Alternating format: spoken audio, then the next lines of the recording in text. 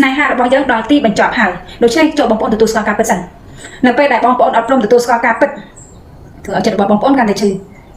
បងប្អូនអត់ព្រមថាជីវិតរបស់បងប្អូននឹងជួបនៅរឿងបាច់បាក់ហើយទេដោយសារអីបងប្អូនអត់បានទទួលស្គាល់ការពិតនៅពេលដែលបងប្អូនអត់បានទទួលស្គាល់ការពិតសំណួរចាក់ដោតទាំងឡាយក៏បានកើតឡើងចំពោះបងប្អូនតែទៅសួរខ្លួនឯងថាហេតុអីក៏គេចាក់ចេញពីជីវិតរបស់ទទួលស្គាល់ថាពីមុនគេអាចធ្លាប់នឹងស្រឡាញ់យើងគេអាចធ្លាប់នឹងយកចិត្តទុកដាក់ជាមួយយើងគេអាចធ្លាប់នឹងផ្ដល់នូវអ្វីគ្រប់យ៉ាងឲ្យយើងតែក្នុងខណៈដែលគេព្រមចាក់ចេញពីជីវិតយើងគឺបានន័យថាគេអស់ក្តីស្រឡាញ់ពីយើងហើយស្នេហាប្រៀបដូចជាអាវុធមុខពីរដែលធ្វើឲ្យមនុស្សយើងមានភាពរីកចម្រើននៅពេលដែលយើងជ្រើសរើសដៃគូជីវិតដែលសមប្រកបដៃគូជីវិតដែលត្រូវដៃគូជីវិតដែលចេះបំពេញឲ្យគ្នាចេះរួមសុខរួមទុក្ខជាមួយគ្នាតែនៅពេលដែលយើងជ្រើសរើសដៃគូជីវិតដែលខុសបានន័យថាជីវិតរបស់យើងប្រៀបដូចជាចង់នរកទាំងរស់អញ្ចឹងដៃគូជីវិតដែលមិនចេះរួមទុកជាមួយគ្នាចេះរួមតែសុខមិនអាចបំពេញឲ្យគ្នានេះហើយជីវិតរបស់យើងនឹងធ្លាក់នរកថ្ងៃនេះចង់ចេញវីដេអូមកចែករំលែកវិធីសាស្ត្រនៃការបំភ្លេចស្នេហានៅពេលដែលយើងជួបនៅវិបត្តិស្នេហាជួបនៅការបែកបាក់គ្នាអញ្ចឹងខ្ញុំចង់ចេញវីដេអូមកចែករំលែកវិធីសាស្ត្រដល់បងប្អូនទាំងអស់គ្នាវិធីសាស្ត្រនៃការកាត់ចិត្តពីស្នេហាបងប្អូនបានដោយងាយណានៅពេលដែលបងប្អូនជួបនៅវិបត្តិដំបូងទី1គឺបងប្អូនត្រូវតែទទួលស្គាល់ការពិតសិនថាការពិតរវាងបងប្អូននិងគេគឺបានបែកគ្នាហើយយើងមិនអាចបន្តដំណើរទៅមុខទៀតទេស្នេហារបស់យើងដល់ទីបញ្ចប់ហើយដូច្នេះចូលបងប្អូនទទួលស្គាល់ការពិតសិននៅពេលដែលបងប្អូនអត់ព្រមទទួលស្គាល់ការពិតធ្វើឲ្យចិត្តរបស់បងប្អូនកាន់តែឈឺបងប្អូនអត់ព្រមថាជីវិតរបស់បងប្អូននឹងជួបនៅរឿងបាច់បាក់ហើយទេដោយសារអីបងប្អូនអត់បានទទួលស្គាល់ការពិតនៅពេលដែលបងប្អូនអត់បានទទួលស្គាល់ការពិតសំណួរចាក់ដោតទាំងឡាយក៏បានកើតឡើងចំពោះបងប្អូនតែទៅសួរខ្លួនឯងថាហេតុអីក៏គេចាក់ចេញពីជីវិតរបស់យើងតើគេបានបំភ្លេចសន្យាដែលគេធ្លាប់សន្យាជាមួយយើងហើយមែនទេសំណួរតើគេធ្លាប់សន្យាថាកាន់ដៃយើងដល់ចាស់កោងខ្នងតើគេភ្លេចហើយមែនទេសំណួរអស់ទាំងហ្នឹងវាបានចាក់ដោតមកលើបងប្អូនតែទៅសួរទៀតថាហេតុអីក៏គេធ្វើរឿងហ្នឹងដាក់យើងបើគេចង់ចាក់ចេញពីជីវិតយើងហេតុអីក៏គេមិនប្រាប់យើងបណ្ដោយឲ្យយើងឈឺចាប់តែម្នាក់ឯងហេតុអីបងប្អូននៅតែសួរថាហេតុអីជារៀងរហូតដោយសារអីយើងអត់ព្រមបើកចិត្តទទួលស្គាល់ការពិតទទួលស្គាល់ថាពីមុនគេអាចធ្លាប់នឹងស្រឡាញ់យើងគេអាចធ្លាប់នឹងយកចិត្តទុកដាក់ជាមួយយើងគេអាចធ្លាប់នឹងផ្ដល់នូវអ្វីគ្រប់យ៉ាងឲ្យយើង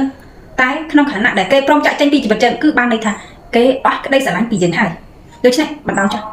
បងប្អូនបណ្ដោយចុះដោយសារអីបងប្អូនត្រូវតែទទួលស្គាល់ថានិស្ស័យរបស់បងប្អូនបានត្រឹមតែប៉ុណ្្នឹងទេទី2គឺចង់ឲ្យបងប្អូនឈប់សួរសំណួរចាក់ដោតសំណួរថាហេតុអីហ្នឹងគឺបងប្អូនឈប់សួរសំណួរចាក់ដោតខ្លួនឯងកាលណាបងប្អូននៅសួរសំណួរចាក់ដោតខ្លួនឯងបន្តទៀតបានន័យថាចិត្តរបស់បងប្អូនមិនអាចបំភ្លេចរាល់រឿងរ៉ាវទាំងឡាយដែលបងប្អូនបានជួបបានទេដោយសារអីកាលណាបងប្អូនបំភ្លេចអត់បានន័យថាបងប្អូនអត់បានចិត្តទទួលស្គាល់ការពិតនៅរឿងដែលបងប្អូនបានជួបនោះទេទី3បងប្អូនត្រូវតែអភ័យឲ្យគេអញ្ចឹងបងប្អូនសួរទៀតថាអភ័យបើគេចាក់ចេញពីជីវិតខ្ញុំហើយហ្នឹងហេតុអីខ្ញុំត្រូវអភ័យឲ្យគេទៀតមិនគេនឹងសំតម្លៃឲ្យខ្ញុំអភ័យណាស់មែនមិនមែនទេបងប្អូននៅពេលដែលបងប្អូនព្រមអភ័យឲ្យគេមិនមែនគេសំតម្លៃនឹងបងប្អូនអភ័យឲ្យគេនោះទេបងប្អូនត្រូវជឿលើភាពពិតនៅពេលទុកឲ្យផលកម្មជាអ្នកដាក់ទោសគេទៅចោះតែសម្រាប់ចិត្តយើងនៅពេលដែលយើងអភ័យឲ្យគេបានន័យថាចិត្តរបស់យើងបានធូរស្បើយវាប្រៀបដូចជាយើងបានអភ័យឲ្យខ្លួនឯងអញ្ចឹងមិនមែនយើងអភ័យឲ្យគេទេដោយសារអីដោយសារយើងអភ័យឲ្យខ្លួនឯងឈប់ឲ្យចំណងអស់ទាំងនឹងមកចង់រួមរឹតចិត្តរបស់យើងនៅពេលដែលបងប្អូនអត់ព្រមអភ័យទេបងប្អូនសូម្បីតែបងប្អូនឮតែឈ្មោះគេក៏អត់បានផងសូម្បីតែរំលឹកដល់រឿងរ៉ាវដែលធ្លាប់កើតឡើងរវាងយើងហើយនឹងគេហ្នឹងក៏មិនបានផងអ្នកផ្សេងរំលឹកឈ្មោះគេហ្នឹងក៏មិនបានផងនឹងដោយសារយើងអត់ព្រមអភ័យតែនៅពេលដែលបងប្អូនព្រមអភ័យទោះបីជារឿងអីកើតឡើងចំពោះបងប្អូនទោះបីជានឹកឈ្មោះគេក៏គិតថាធម្មតាដោយសារតែយើងយល់ឃើញថានិស្ស័យស្នេហ៍របស់យើងបញ្ចប់ត្រឹមនឹងហើយទទួលស្គាល់ថាវាអាចនឹងធ្វើឲ្យយើង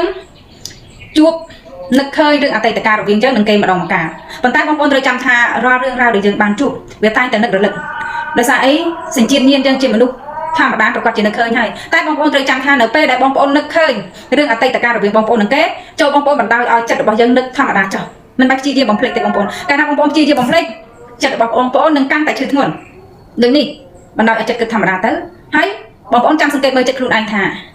បងប្អូនប្រកាសជាដឹងច្បាស់ថានៅពេលដែលរឿងកើតឡើងមួយហើយរឿងមួយទៀតប្រកាសជារលត់ដែ